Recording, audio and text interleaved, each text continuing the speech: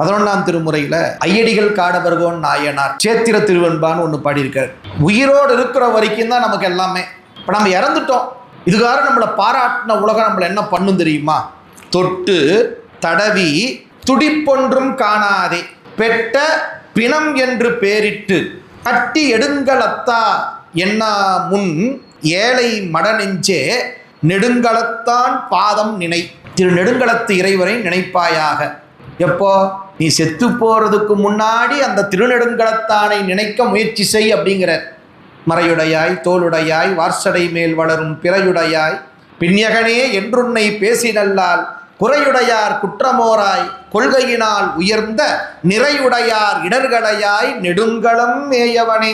அதனால் ஐயடிகள் சொல்கிறாரு, பா நீ செத்துட்டீங்கன்னா வந்து முதல்ல தொட்டு பார்ப்பான். தொட்டு தடவி துடிப்பொன்றும் காணாதே. நாடி துடிப்பே இல்லைங்க, என்ன பண்ணலாம்? பெட்ட பிணம் போயிடுச்சுங்க, அவ்வளோதான். சினிமாவில் டாக்டரெல்லாம் வருவார், அப்படி தொட்டு பார்ப்பார், அப்படி தொப்புன்னு கையை விடுவார். சார் போயிடுச்சு சார், ஒன்றும் பண்ண முடியாது அப்படின்னு போயிடுவார். அப்படி போன உடனே என்ன பண்ணுவாங்க? பிணம் என்று பேரிட்டு ஒரு 6 மணி நேரம் 8 மணி நேரம் 10 மணி நேரம் வச்சுருப்பாங்க.